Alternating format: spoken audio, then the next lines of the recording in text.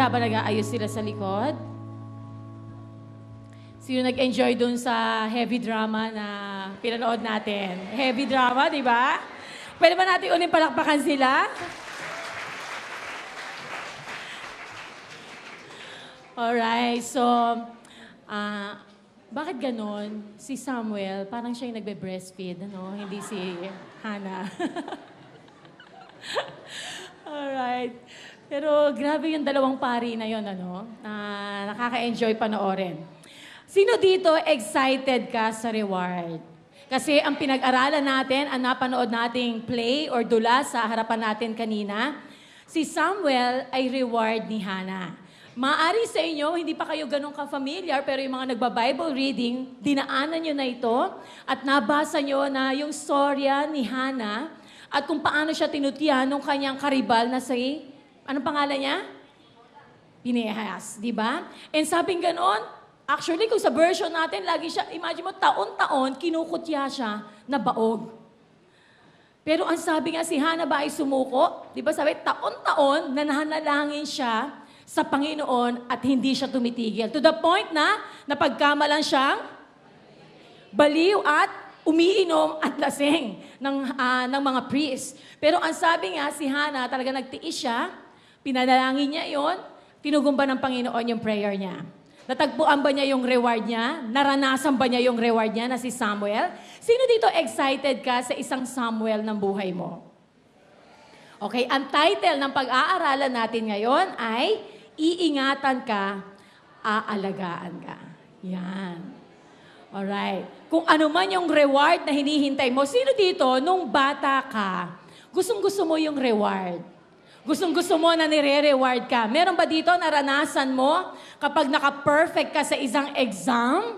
May nakaka-perfect ba dito? Out of 10, nakaka-10 points ka? Out of 20, nakakuha mo yung 20 points? Okay, meron ba nakaka-perfect ng periodical exam? Anong tawag sa high school? Periodical pa rin ba? First quarter. Periodical exam. Meron ba nakaka-perfect ng periodical exam? Wow! Sino nakaka-perfect? Taas ang kamay. Wow, meron nga. Ano yan? Ano yon? Anong subject? Values? Parang nalili ko SP. Anong SP? ESP. Ano yung ESP? Ano kuya? Edukasyon sa pagpapahalaga po. Values nga. Wow, edukasyon. Talaga. Wow, sabihin mababait kayo. Perfect nyo eh. Values. Academics, wala ba nakaka-perfect sa math? Grabe, baka wala. Talagang wala. Very proud. Okay, meron ba nakaka-perfect sa science? Wala rin. Filipino? Wala rin. English? Wow, si Pastorita Isa nakaka-perfect sa English. Okay, sino ba nakaka-perfect sa English? Sa spelling, 10 over 10 ang spelling mo. Yun, buti na lang meron na. Di ba? Kapag nakaka-perfect ka at pinangako sa'yo ng nanay mo, ng tatay mo, pag naka-perfect ka, talagang 50 over 50, 100 over 100, meron kang reward sa akin. Sino dito nabigyan ka na ng reward kasi naka-perfect ka sa exam or dahil naging pasok ka sa top 10? Yan. Di ba? Ang sarap nung nare-reward ka eh. At talagang looking forward ka doon sa reward na yun. Sino naman dito nakatanggap ka ng reward na yun, tangible na reward? Yung iPad, ang social ano, iPhone, meron ba? Cellphone. Sino nakatanggap ng reward na cellphone? Wow, marami. Sino nakatanggap ng reward na damit? Sino nakatanggap ng reward na pasyal? May nakapasyal na ba sa Hong Kong? Sa Disneyland? Pasyal sa MOA, saka sa SM Bikutan. Okay? Sino dito na-reward sa'yo, Walter Mart? Papasyal kayo sa Walter Mart, Bikutan. Wow. Alright. Anyway, kahit anong reward, masaya yon, di ba? And looking forward ka doon sa reward na yon. At ang gagawin mo para makamit mo yung reward na yon, iingatan mo talaga na hindi siya mawala. At paano mo iingatan na hindi mawala? Kung ano yung kondisyon na binigay sa'yo, talagang gagawin mo. Pag sinabing maka-perfect, Talagang kailangan ma-perfect mo yung mag-aaral ka talaga. At pag sinabing, pag naglinis ka ng bahay, meron kang reward, ang gagawin mo, pag-iigihan mo talaga yung paglilinis ng bahay. O kaya pag sinabing napasali ka sa quiz bee, pag nanalo ka sa quiz bee, meron kang reward, ang gagawin mo, pag-iigihan mo talaga, mag-aaral ka maigi. Iingatan mo, aalagaan mo yung reward na yon. Kahit wala pa, ang gagawin mo ay talagang wala kang ibang i-desire kundi makamit yung reward na yon. Sino dito excited ka sa reward mo habang naghihintay ka? Yes. Okay. Dahil yun ay pag-uusapan natin. Pero ang tanong ko, sino dito ang napangakuan na ng discipler mo? Sino meron discipler? To all our VIPs, meron ba first-timer dito? Taas ang kamay. First-timer, mga VIPs, meron ka ditong sticker na VIP. Taas na mataas yung kamay. Pwede ba natin palakpakan yung mga VIPs natin? Mostly ay from Arcadio, mga high schoolers. Okay, dito sa All for Christ Church, sa IRAC, meron kami tinatawag na mga disciplers. Ito yung mga leader na tumututok doon sa mga small groups na ginagawa every week. Alright? Sino dito na pangakuan ka ng discipler mo na kapag nagka-life group ka, meron kang reward? Jollibee. Pag naging four-timer ka. Walang napapangakuan. Pag ikaw ay nagkaroon ng life group, magkaka-reward ka. Sino na lang dito na rewardan ka kasi nagka-life group ka? Sa likod lang, si Ate Vanny lang. Kuya, yes, di ba? Bilang na maraming nag-aabang. Sa P12 nga, alam niyo ba ang reward kapag nakahit ng goal? Ano bang reward natin? Buffet. Wow. Sino gusto kumain ng buffet? Kumain ng buffet, no? Alright. Okay. Sino dito? Ito, fresh na fresh to. Napangakuan ka. Marami dito sa atin, lumakad dun sa challenge na 50 souls in 30 days. Sino dito, nung nahit mo yung 50 souls in 30 days, meron kang reward? Sabi ng iba, ano yun? Ano yung 50 souls na yun? Yung meron kang 50 na talagang madadala kay Lord in 30 days, pag nahit mo yun, ako narinig ko, baka hindi pa lang kayo nare-reward ngayon, pero kung naka 50 souls kayo in 30 days, alam ko, meron naghihintay na reward sa inyo. And sino dito kayo? Kung makayas si Kuya Enyang para naka 50 souls, totoo ba yan? Alright. And sino dito na pangakuan kapag hindi ka nag-boyfriend, nag-girlfriend, habang nag-aaral ka, meron kang reward talaga sa akin? Yun, mukhang matindi yung pangako ng mga discipler doon Pag ikaw ay habang nag-aaral, wala kang boyfriend, girlfriend, meron kang reward. Sino dito nasabihan ka na, pag 30 years old, doon ka palang nag-boyfriend, saka nag-girlfriend, sagot ko ang catering sa kasal mo. Wow. At ito, radical sa tingin ko baka si Pastorita talaga baka si Pastorita, pangakuan kayo. Pag umabot kayo ng 40 years old, wala pa kayong boyfriend, girlfriend, hindi lang catering, baka yung buong kasal nyo ay sasagutin. Sino nangangarap ng gano'n? Sabi ng mga radicals. Alright. Okay, gusto ko, pwede mang i-close natin yung mata natin, ipikit natin. Close your eyes. Think about your reward. Ano yung dinidesire mong reward sa Lord? Ano yung gusto mong ibigay sa iyo ng Lord? Kung ikaw si Bartimaeus, kung kilala niyo si Bartimaeus, yung isang bulag, na nandun lang sa tabi ng kalye. At nung narinig niya na si Jesus of Nazareth ay nandiyan dyan, ang ginawa niya, hinubad niya yung balabal niya at tumakbo siya. Hindi pala tumakbo, no? Sumigaw lang, mahirap tumakbo ang isang bulag. And then sabi niya, Jesus, have mercy on me. Diba? Ano kaya ang sasabihin mo sa Lord or iisipin mo kapag sinabi ng Lord sa iyo ni Jesus, what do you want me to do for you? Habang nakapikit ka.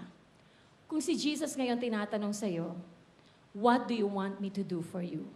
Well, that is your reward. Okay, open your eyes. Meron ba kayong naisip na reward? Meron ba kayong hiniling? Pag hiniling, talagang ang daming yes. Okay, kayo lang makakasagot yan. Sino excited dun sa reward na hiniling mo sa Lord? At in-imagine nyo. Okay. Number 1, gusto ko, pag-uusapan natin ngayon yung reward natin. Just like Hannah, meron siyang reward na Samuel. At yung Samuel na yon, naging tapat siya sa Panginoon na i-offer uli itong reward na ito. Meron ba sa inyo dito na kaya niyong gayahin si Hannah na, alam mo yon, humingi ka ng reward, iPad, binigay sa'yo ng Lord or binigay sa'yo through your parents, ginamit ng Lord, tapos ibabalik mo sa Lord. Kaya mo kayang gawin yon? Tapos, binigyan ka ng, let's say, talent. Parang pag tangible things, parang ang hirap, ano? Pero pag binigyan ka ng talent, reward sa'yo ng Lord yun. Sino dito kaya mong ibigay yung talent mo sa Lord? Lahat-lahat. Pag marunong kang sumayaw, marunong kang kumanta, kaya mong gamitin para sa Lord. Di ba? And sino naman dito na talagang pag binigyan ka ng reward, halimbawa, ang reward sa'yo ay yung bright future, successful life, kaya mong ibigay sa Lord yun. Na talagang gagamitin mo yon para sa Lord. Okay? Of course, lahat tayo magsisay ng yes. Number 1, merong masarap na ma-experience ka sa paghihintay. Sabi mo sa tabi mo, maghintay ka. Number 1. Why? Bakit? Number 1. Waiting. Okay ito, point number 1. Meron akong 4 points na talagang beauty ng paghihintay. Number 1, waiting preserves your life. Anong ibig sabihin ng waiting preserves your life? Alam niyo ba ang mga magulang natin? Katulad namin, magulang, si Asaph ay 12 na, marapit na. Next year, pinag-uusapan nga namin ni Ate Isa. Next year, si Asaph uupo na dito. Magiging radical na. Si Jestril nga, nandito na. Andito ba si Jestril? Kahapon lang, nasa ospital nandyan. Alright. Alam mo yon, isang kinakatakutan ng magulang, darating yung panahon, kapag young people na, parang unti-unting nagkakaroon na ng sariling isip. At ang isa sa mga fear ng magulang, ay magkamali ang anak na dating baby pa lang na nakadepende sa'yo, na later on kapag na-enjoy niya na magdesisyon ng sarili sa kanyang isip, sa kanyang buhay, ay magkamali siya. Dahil kapag nagkamali siya, merong mga consequences na mangyayari na irrevocable. Ibig sabihin, hindi mo na pwedeng ibalik sa dati. Ano yung mga consequences na yun? Na isang iglap, pag nagkamali ka, akala mo boyfriend, girlfriend lang. Akala mo nag-e-enjoy ka lang ng holding hands. Akala mo nag-e-enjoy ka lang na yung barkada mo may ganong girlfriend o ikaw may boyfriend. Akala mo parang barka-barkada lang kayo, partner-partner kayo. Akala mo hanggang doon lang yon. Pero sa isang iglap, na hindi mo napigilan ang sarili mo, mayroong mga consequences na mangyayari na hindi mo na mapipigilan. At hindi mo kayang ibalik. At kahit anong pangarap mo na kung maibabalik ko lang. Paano kung naramdaman mo na talagang, bakit parang may iba na ako nararamdaman? O kaya merong magbalita sa'yo at mag-text sa'yo at mag-PM sa'yo na, Kuya, or gantong pangalan, buntis ako. O kaya sabihin naman nung isang lalaki sa'yo na talagang hindi niya pananagutan yung dinadala mo. Ay, kami, ang panalangin namin, sana hindi ito mangyari sa bawat isa sa atin. Paano yung katulad ng mga consequences na yun na hindi mo na kayang bawiin? Hindi mo na maibabalik yung bata sa loob ng tiyan. Hindi mo na maibabalik yung dating sigla ng buhay mo. Paano kaya yan? Pero meron bang pag-asa sa Lord? Ano sa tingin nyo? Meron bang pag-asa sa Lord? Pero, yes. Pero meron mga consequences na talagang hindi mo maibabalik na sa dati. Yun ang nilakatakot ng mga magulang na katulad namin. Merong mga panahon na talagang kailangan, at ito ang panahon na yon, na pag-aaral lang ang kailangan ginagawa ng bawat isa sa atin. Sino dito nag-e-enjoy ka mag-aral? Alam mo ba, kapag marami kang iniisip, nagiging istorbo yan sa pag-aaral. Tama ba yon? Kapag meron namang bagay, kaya pala hindi pwede mag-boyfriend, girlfriend. Kasi alam nyo ba, ang tindi ng sakit kapag the broken heart ka, at sana wag yun ang, o talaga namang may hugot talaga kagad, parang merong may experience Talagang hindi pa natatapos yung pangungusap ko, talagang kumakaon. Alam mo yon na talagang ang hirap nang meron kang dinadamdam, sakit sa puso, at the same time, magpe-periodical exam ka. Tama ba yon? Ang hirap na meron kang assignment na gagawin, tapos meron kang sakit sa puso na iniisip. Kaya pala merong wisdom ang mga magulang natin, ang mga leaders natin, na every time na sinasabi nilang, kailangan mag-aral ka muna. Yun ang dapat na ginagawa mo. Dahil sa kabataan mo, maraming pwedeng maling desisyon na pwede kang gawin. And gusto ko na Alam niyo ba na merong binanggit sa Bible in Psalm 1, verse 1 to 3. Okay, verses 1 to 3. I think ipa-flash yan dyan sa harapan niyo. Ang sabi doon sa Psalm 1, verses 1 to 3, great blessings belong to those who don't listen to evil advice. Again, sabi noong verse 1, great blessings belong to those who don't listen to evil advice. Hindi ko sinasabing evil yung mga barkada natin. Pero minsan, maaaring gabitin ng Lord yung mga panunukso nila. Sino dito ang nasabihan ka ng, ang ganda-ganda mo? Wow. O kaya, grabe, ang gwapo-gwapo mo, wala kang girlfriend? O kaya sabihin, grabe, totoo ba yan? Since birth, wala kang boyfriend, ang ganda-ganda mo. O kaya sa buong barkada, 3 kayo magbabarkada, yung 2 meron ng boyfriend, ikaw na lang ang wala. Anong nararamdaman mo? Sabihin mo, sa katabi mo, harapin mo, evil advice.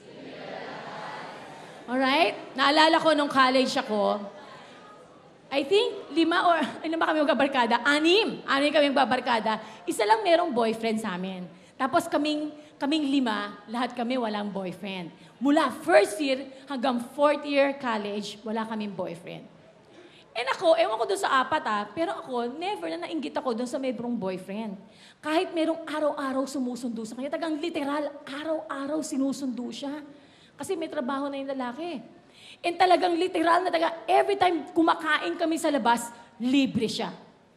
Ang tanong ko, meron bang naiinggit sa ganon? Si Pastora Lynn nga kahit anong araw-araw kami magkita, araw-araw ko rin nakikita yung boyfriend niya, pero never nainggit ako. Why? Kasi mas masarap yung ginagawa ko na nagsiserve sa Lord. Okay, mamaya ikikwento ko sa inyo kung gaano kasarap yung mga na-experience ni Pastora Lynn. Alright? Alam niyo ba ang pinakamasarap? Ito pa sabi dito in Psalm, I think verse 2 na ito, who don't live like sinners and who don't join those who make fun of God. Isa palang bagay para ma-enjoy natin yung buhay natin while we are still single ay umiwas tayo doon sa mga barkada na malayo sa Diyos. Na binabaliwala ang Diyos. Hindi naman ito yung literal na pinagtatawanan, ano ka, praise the Lord, hallelujah. Although merong mga ganon. Pero ito pala yung iniiwasan mo talaga yung mga barkana na talagang alam mo na magdadala sa'yo. Naalala ko nung kabataan ko, dati wala naman akong kamuwang-muwang sa mga crush-crush nung high school. Hindi pa ako, imagine mo, high school, parang wala pa akong crush. Pero nung napabarkada ako doon sa isang kaibigan na laging merong crush, parang, alam mo yon, pag sa church, meron siyang crush doon. Pagdating sa eskwelahan, Arellano siya nag-aaral, meron din siyang crush. Sabi ko, parang dumarating tuloy sa point, sabi ko, normal ba ako? Bakit ako wala akong crush? I think naman parang mga first year high school yun, second year high school. Parang nung third year, medyo naging babae na ako. Parang naa-attract. Dahil nga ata sa kanya, sa church merong crush. Sa school merong crush. Basta every area na pinupuntahan niya, meron siyang crush. Parang lagi siyang naa-attract. Sabi ko, bakit ako? Wala naman akong crush. Alam niyo ba dumating yung point na talagang dahil laging crush at dumarating na lagi alam niyo yung every night, mahilig siya mag-overnight sa bahay namin, sa bahay ng tita ko. At hanggang 12 midnight, pinag-uusapan namin yung crush niya. Dumating sa point, yung mga third year high school na ako, natagpuan ko na lang yung sarili ko na ang bibig ko, bukang bibig ko na rin, yung mga crush. Alright? So sabihin mo sa katabi mo, lumayo-layo ka sa akin. Ang tanong ko, puro crush ba yung pinag-uusapan nyo ng mga bagbabarkada? Okay. Okay, listen, radical. Ito ang sagot. Paano talaga? Wala naman talaga kami mapag-usapan kundi yung kaklase namin pinakagwapo sa klase. Wala naman talaga kami mapapag-usapan kundi yung pinakamaganda doon sa classroom namin. Yung talagang labanos, talagang ang puti-puti. Nung high school kasi ako, yan yung mga description ng mga lalaki sa amin noon Pag narinig ko yung senyasan, labanos. Lalo na kapag yung uniform, di ba pag medyo first year ka, ang haba pa ng uniform mo. Tapos, dahil nagtitipid ang nanay mo, umaakyat na yung uniform mo, hanggang dito na. Tapos kapag magdidikwatro kayo, sa science room, di ba ang table doon ganon? Yung ganon, hindi siya yung isa-isa. Yung isang table ganon, tapos parang bench, tapos boys dyan, girls dito. Tapos ang gagawin ng mga boys, kunyari mahuhulog yung ballpen. Naid pa ako noon. Yung talagang nakabuka ka, kapas kukuyakoy ka pa. Tapos biglang pag-ahon ng mga boys, labanos. Hanggang gabi ko, bakit kaya pa na yan labanos dito? At napagtanto ko, yung nakita ko nag-uusap na yung mga pinsang kong lalaki, ibig sabihin pala, sinisilipan ka na. Alam mo yung mga ganong mga, ba't ba ako napunta sa labanos? Alright? Mag-ingat tayo. Sabi dito, hindi sa labanos. Mag-ingat tayo to those people who make fun of God. Yung malayo ang puso sa Panginoon. Yes ba doon? Can you say yes to God? Sabihin nyo nga, yes! Diba? Kasi nag-i-stir up siya ng isang puso na dapat natutulog at tumitibok lang para sa Lord. Tama ba? Alright. Instead, ang sabi dito, totoong instead nga. Sabi, instead, they love the Lord's teachings and think about them day and night. Yun ang pala eh. Para hindi lagi pumasok ang crush, opposite sex sa isipan natin, dapat lagi nating iniisip ang salita ng Diyos day and night. Sino dito pa nag-devotion ka sa umaga hanggang pagtulog mo? Iniisip-isip mo pa rin yung devotion mo. Parang ang konti na lang na nag-yes kanina, parang mas maingay kayo na pinag-uusapan yung mga crush-crush. Alright? Alam mo yon na bago ka mag-pray, mananalangin ka sa gabi, ang iniisip mo yung Word of God na nabasa mo. Paano mo siya na-apply ng buong araw? Hindi yung pagdatulog ka ng gabi, iisipin mo, ay mag-PM muna nga ako, online muna ako. O bisitahin ko muna yung wall ng aking crush. O kaya wala kang ibang ginagawa kundi titigan yung pinaka-latest profile pic niya. Na ang feeling mo sa'yo nakatitig. Di ba yung mga picture? Alright, so, eto ha. Sabi dito, anong mangyayari sa'yo? Lugi ba yung naghihintay sa Lord? Ano sa tingin nyo? Sabi mo sa day mo, hindi. Bakit? Sabi nga nun, so they grow, sabi dito, so they grow strong like a tree planted by a stream. A tree that produces fruit when it should and has leaves that never fail. Everything they do is successful. In short, tatlong bagay. Ang bata o isang young people, isang radical na naghihintay ay laging fresh. Sabihin nyo, fresh. Tingnan yung katabi mo kung fresh. Kung forerunner yung katabi mo, fresh pa ba? Kasi sabi nga you are like a tree planted on streams of water, besides streams of water. Ibig sabihin, laging fresh. Ibig sabihin niyan, talagang laging parang paggising sa umaga, ano yung kinanta natin kanina? Forever young. Tama ba? In your love. So, ibig sabihin, ang isang young people na talagang willing maghintay, laging fresh yan. Number 2, ang isang young people or radical na naghihintay ay mabunga. Sabi ito, a tree that produces fruit when it should and has leaves that never fail. Sino dito gusto mo na talagang magkaroon ka ng life group? Tapos yung life group mo, hindi namamatay. Yung small group na meron ka, talagang mga 1 taon, hahawakan mo hanggang makapag-post encounter. Alam nyo, ang isang dahilan bakit hindi mamamatay yung life group na meron ka? Kapag inuuna mo ang Panginoon, pinaglilingkuran mo siya, at yung salita ng Diyos ay hindi humihiwalay sa puso mo. Right? Sabihin mo nga sa Lord, yes, Lord. Yes, Lord. At ang naghihintay sa Panginoon ay laging successful. Sino dito gusto mo maging successful? Yung kapag meron ka nila life group, nag-e-encounter. At kapag nag-encounter, hindi mawawala sa encounter. Tama ba yun? Sino nagdi-desire ng ganon? Na sa buhay mo, kapag dinisire mo na talagang magkaroon ka ng honor, magkaka-honor ka. Eh kaya ka pala hindi nagkaka-honor kasi maraming bagay ang iniisip mo at ine-entertain mo sa puso mo. Alright? Number 2, waiting is one big step to your destiny. Sabi ko nga parang gusto kong ilagay, waiting is one step to your destiny. Kaso parang, alam niyo, baka pa naghintay ka, that's a big step for your destiny. Bakit? What is that destiny? That destiny is your right partner.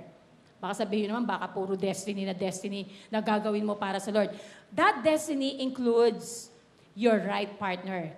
Alam niyo ba na kapag meron kang magiging partner sa buhay, habang buhay yon. Sabihin nyo nga, habang buhay.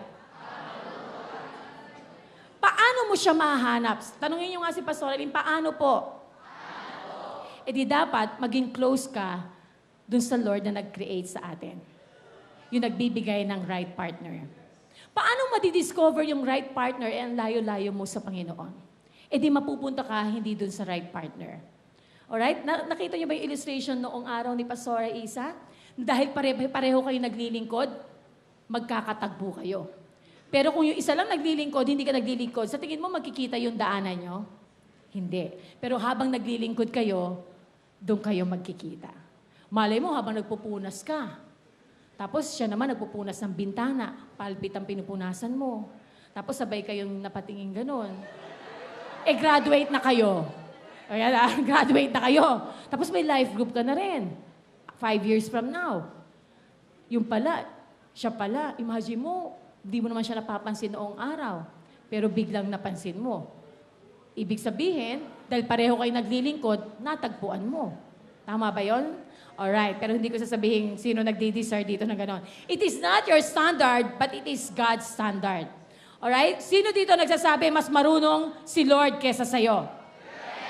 Alright? Ito lagi sinishare to ni Pastor Jerry. Si Adan pinatulog daw para hindi daw makialam. Saka alam niyo ba kapag nakialam tayo kung anong gusto ng Panginoon para sa atin, I'm sure lagi yung palpak. Kasi merong limitation yung pag-iisip natin. Merong limitation. Halimbawa ako, tingnan ko si Kuya Inyam. Okay? Tingnan ko si Kuya Inyam. Ang nakikita ko lang, gwapo. Malit na ba? Tapos, parang mabait. Totoo kaya yon? Totoo ba to, Rain? Nasaan ka ba? Andiyan ka ba? Diba? Tapos parang masipag mag-aral. Alright? Puro parang lang no? Puro parang. Pero kapag nakasama ko na siya, paano yun? Kung halimbawa yun lang ang nakikita ko. Tapos pag magkasama kami, masipag ako sa mag-aral din. Sabi mo, pareho kami. Okay yan. Ugma kami. Pwede kami. Compatible kami. Pero minsan, hindi mo alam na hindi pala kayo magiging compatible pag nakilala nyo na ng husto yung isa't isa. Pero sino lang ang nakakaalam kung compatible kayo? Si Lord. Kaya ibig sabihin, hindi standard natin, pero standard ng Lord. Every night, pwede ba natin gawin to, na every night, you will pray for your future partner. Pero walang mukha. Pierce. Okay? Walang mukha. Walang pangalan. Kasi, anong ipagpe-pray mo? Ang ipagpe-pray mo, ingatan siya ng Lord at alagaan siya ng Lord. Kasi part siya ng reward ng bawat isa sa atin. Next! Okay, iwanan na natin yun. What is that destiny? That destiny is God's dream for you. Sino dito excited ka sa pangarap ng Lord? Para sa'yo. Paano mo matatagpuan ang pangarap ng Lord? Paano na lang? Kapag marami kang iniisip, dinadama sa puso mo na mga bagay na hindi mo dapat iniisip, paano na lang yung pangarap ng Panginoon para sa'yo? Alam niyo ba na naniniwala kami na ang Lord maraming pangarap para sa atin? Paano na lang kung ang pangarap ng Panginoon sa'yo maging pastor? Wow! Sino dito nangangarap ka maging pastor? Paano na lang kapag ang pangarap ng Lord sa'yo maging presidente ng Pilipinas? Paano na lang kapag ang pangarap ng Lord sa'yo sa 2016 network leader ka na? Ibig sabihin yung 12, nagkaroon ka na ng 12, tapos yung 12 mo, meron na rin 12. Ibig sabihin nun, by 2016, network leader ka na, yun ang pangarap ng Lord sa'yo. Pero ang dami-dami mong ginagawa ngayon. Yung pangarap ng Panginoon sa'yo, hindi mo nagagawa. Paano na lang kung yun ang pangarap ng Panginoon sa'yo? Yun ang destiny mo. At ang destiny mo, maging pastor ng IRAC PUP later on. O kaya ang destiny mo ay maging pastor ng IRAC RTU.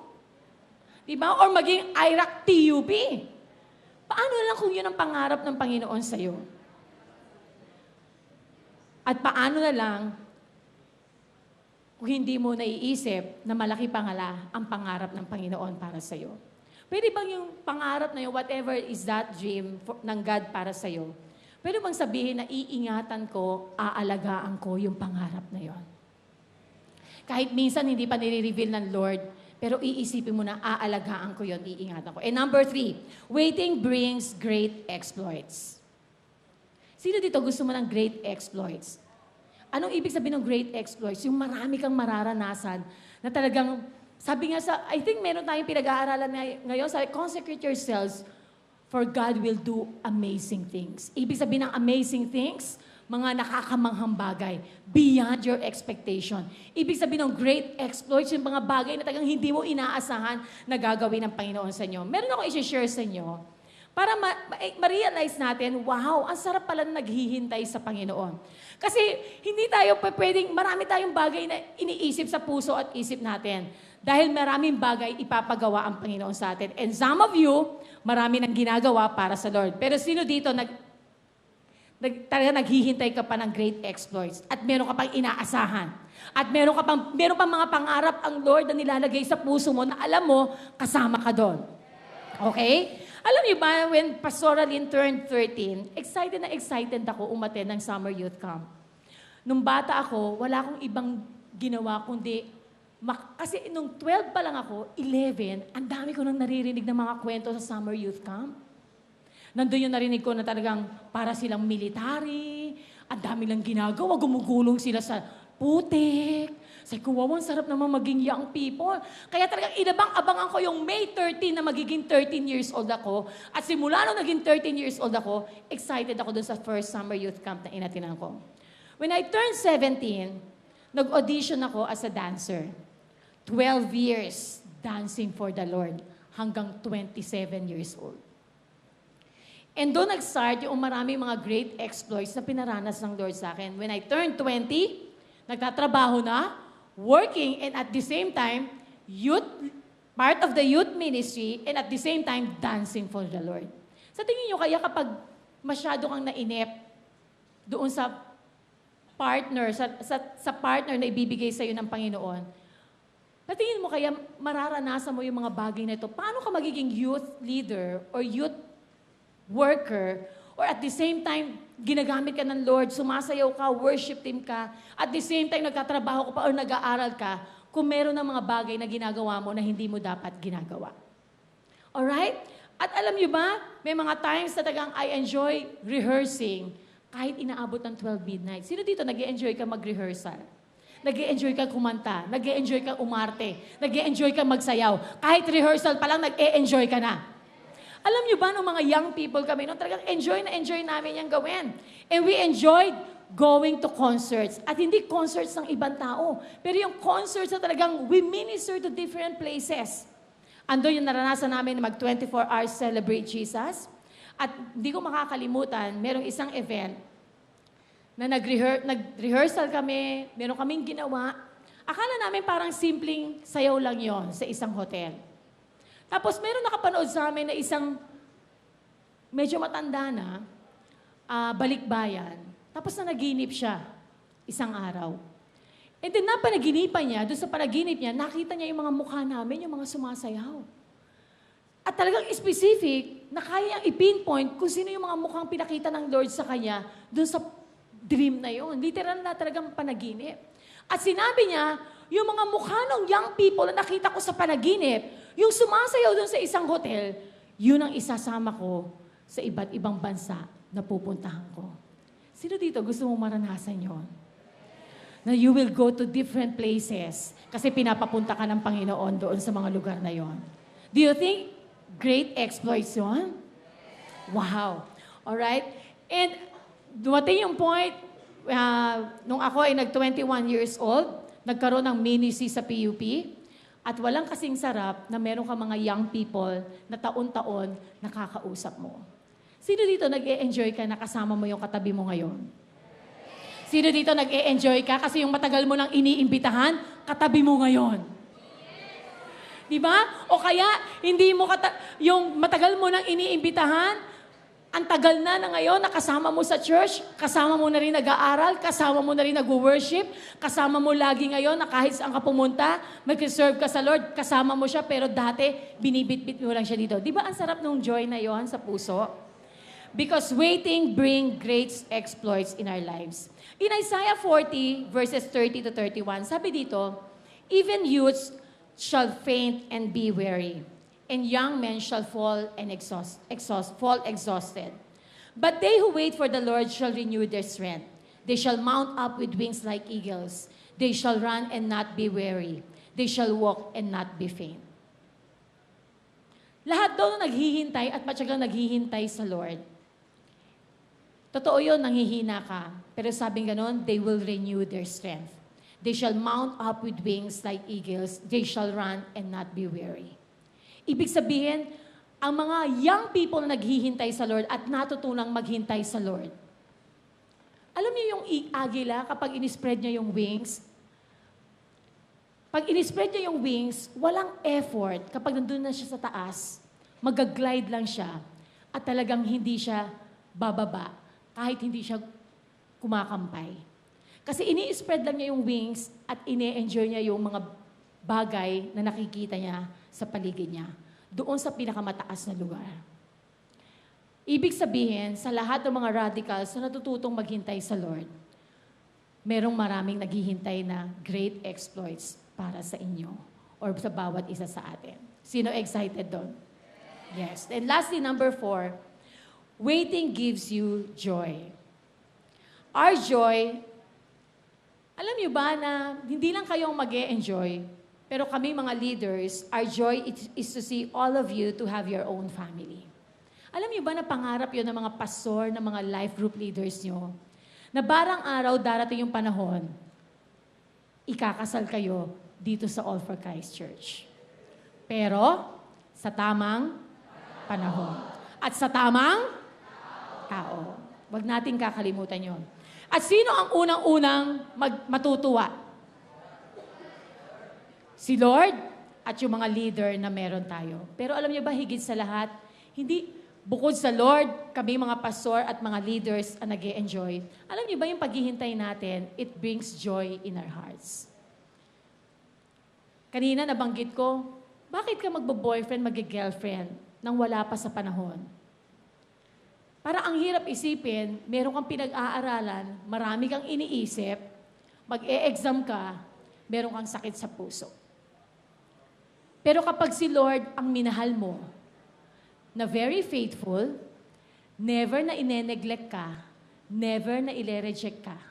Sa tingin mo kaya mamumblema ka kapag pinili mo na unahin si Lord at bigay ang buong puso mo sa Kanya? Ibig sabihin nun, you will experience and waiting will give you joy in serving the Lord.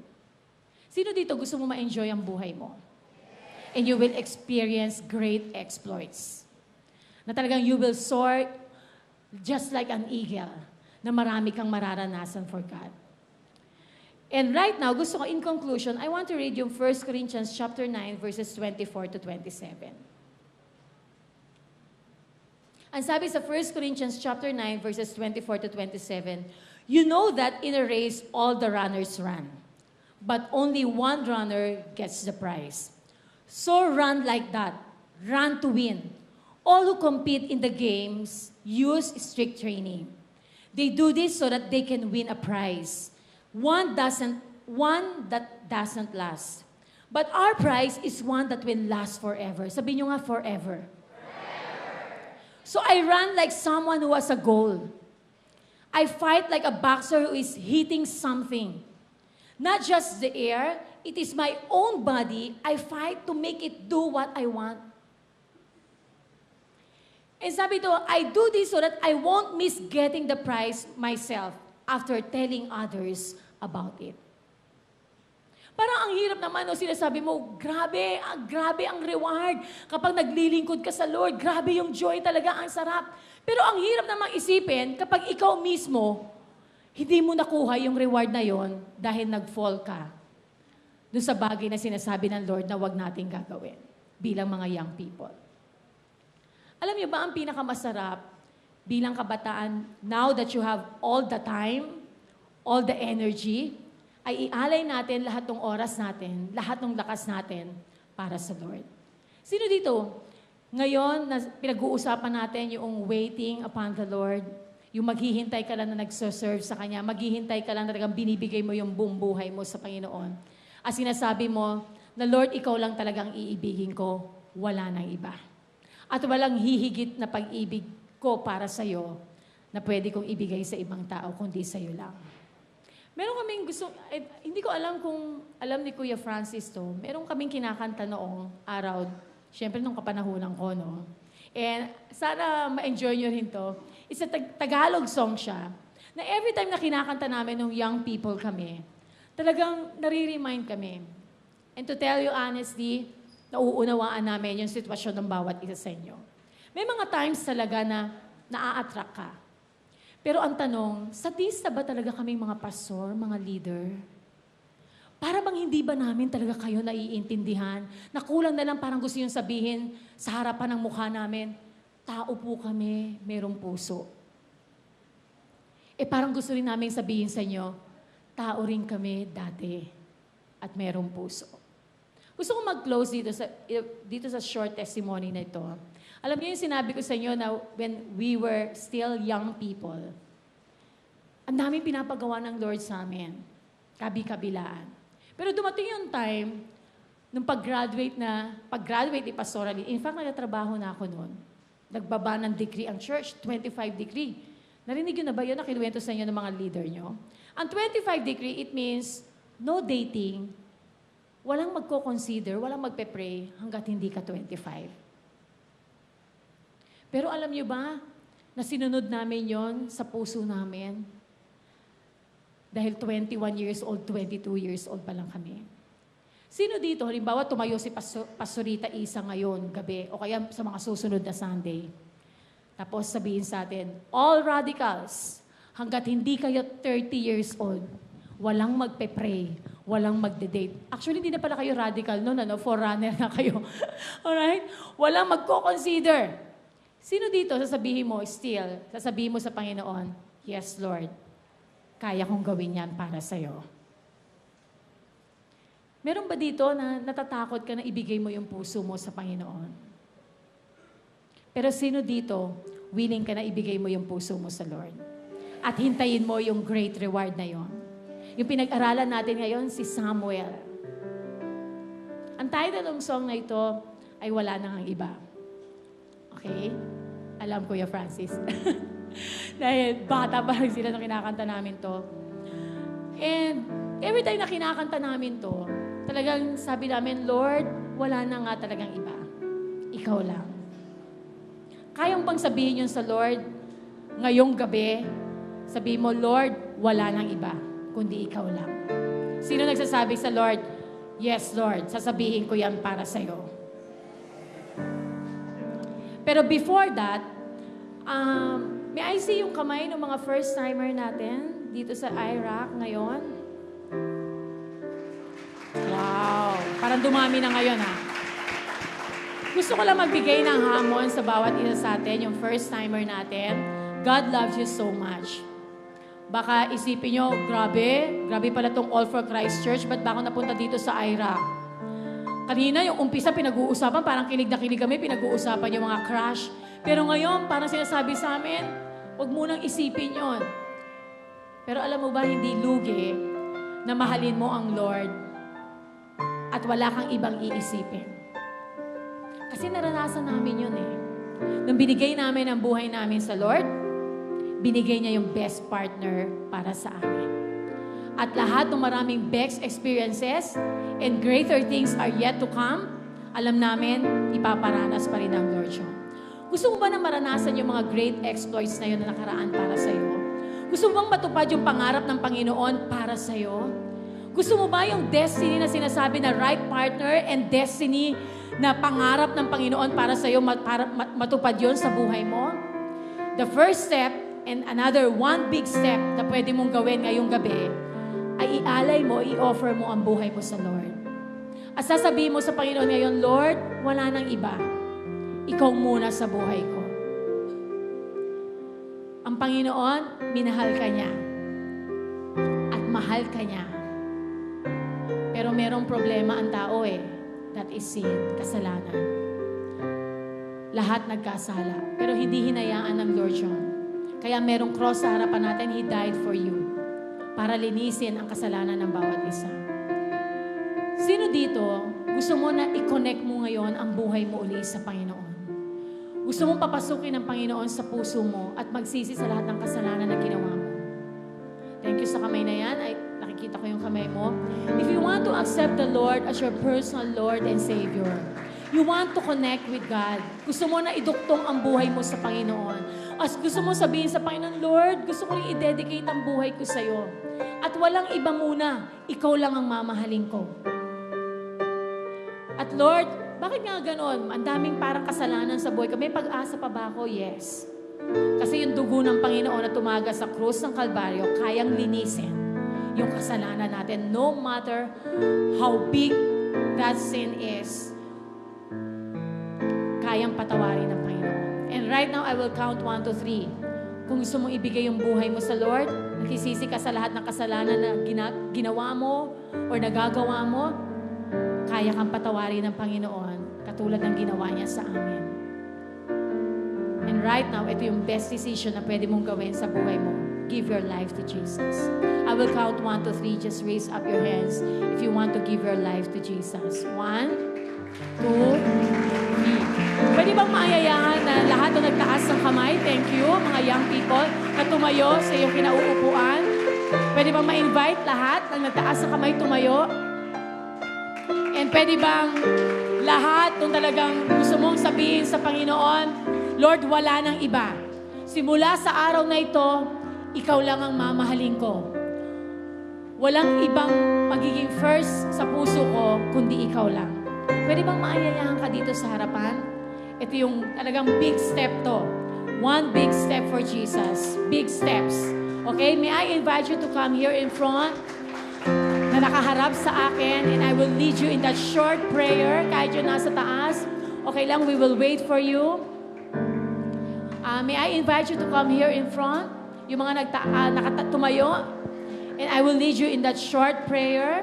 And that prayer, harap kayo dito. Pwede ba natin palakpakan silang lahat? Wow!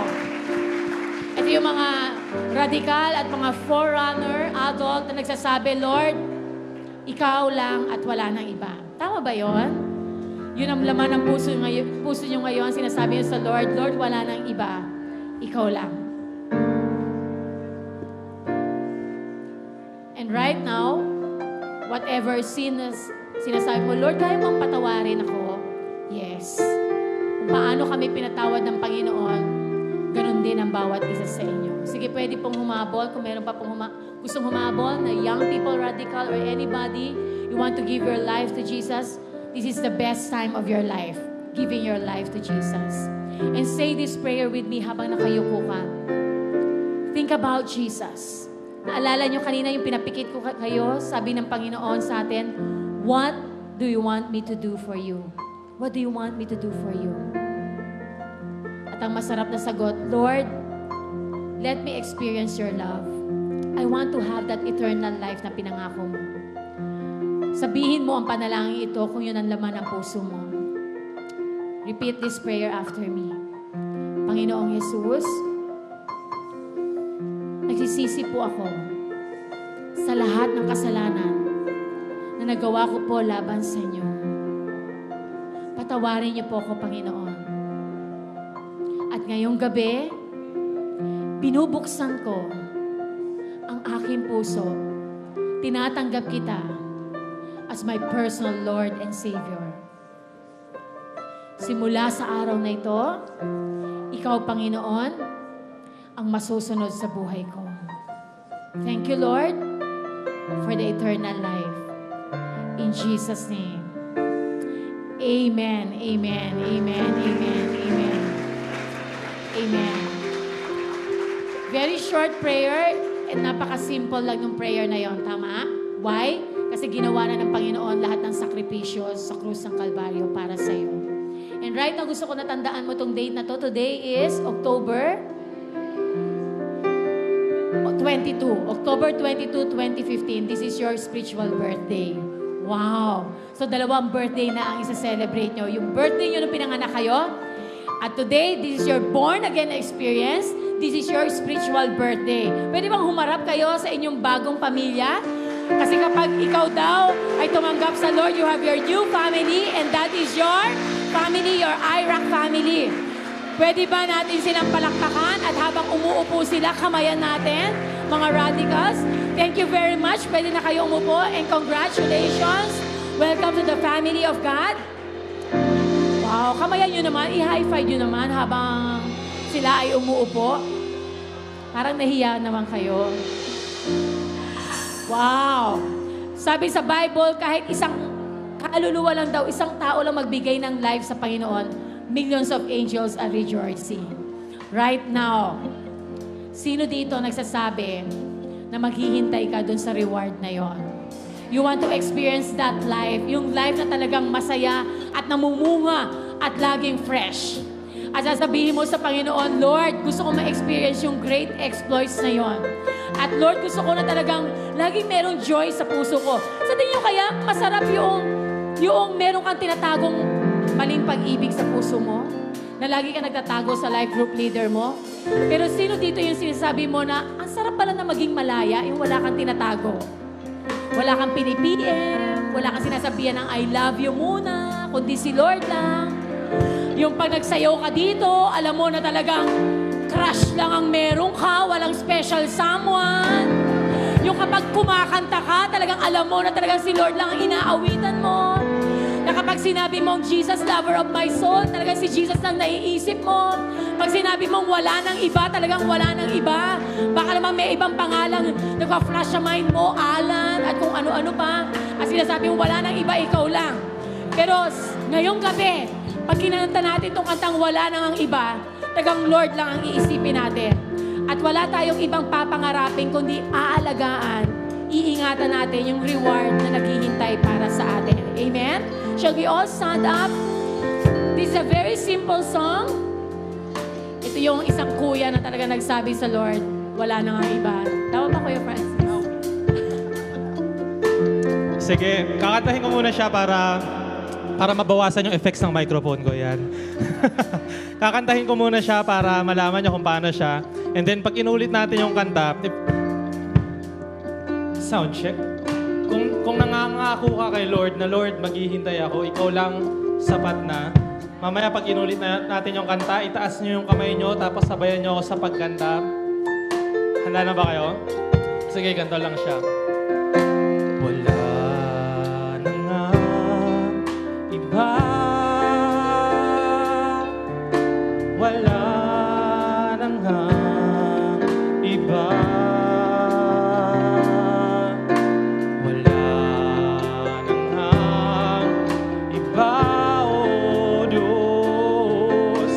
Sa puso ko'y wala na ngang iba. Madali lang, di ba? Ngayon, this time, pag ulitin natin ang kanta, sabayan niyo ako. Kung sinasabi mo kay Lord, Lord, wala nang iba. Ikaw lang, kompleto na buhay ko. Tama ba? Kung sinasabi mo to kay Lord, itaas niyo yung kamay niyo. Parehas na kamay. Awitin niyo to para kay Lord. Sabihin mo, Lord, ikaw lang, sapat na. Handa na kayo? Wala na nga iba.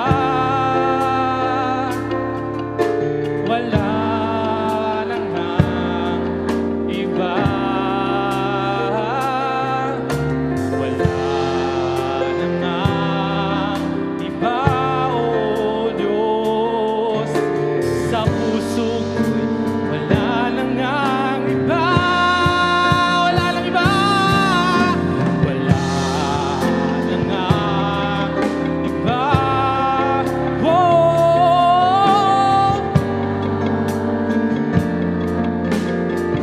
Sige, sabihin nyo kay Lord, Lord, ikaw lang sapat na. Iba, O Diyos, sa puso ko'y wala na nga iba. Minsan pa, awitin natin.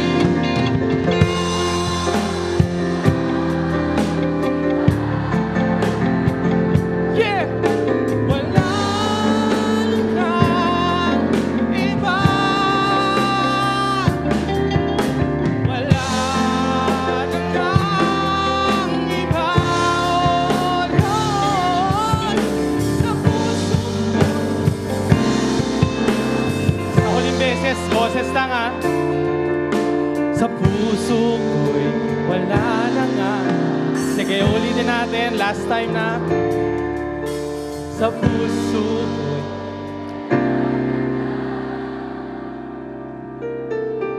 ko'y iba. Sige, palamakan natin si Lord.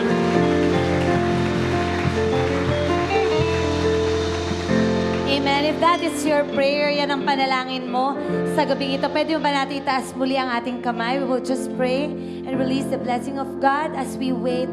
Lord God, sinasabi po namin ng paulit-ulit, Lord, and we are true, Lord, to our words. Totoo po namin sinasabi mula sa aming puso, wala na pong iba. Lord, when we wake up in the morning, wala nang iba kundi Ikaw. We will think about You, wala nang iba. As we go to school, mag-aaral po kami ng mabuti, wala nang iba. As we live our everyday lives, Lord, sinasabi namin sa inyo, focus po kami sa inyo, at wala nang iba, Lord God. Wala na pong iba, Panginoon. Lord, be the center of our lives. We are excited for that person that You have prepared for us. And Lord, protect us, bless us, oh God. In Jesus' name, this we pray. Everybody will say, Amen. Bago ka maupo, sabihin mo sa 5 tao, wala nang iba.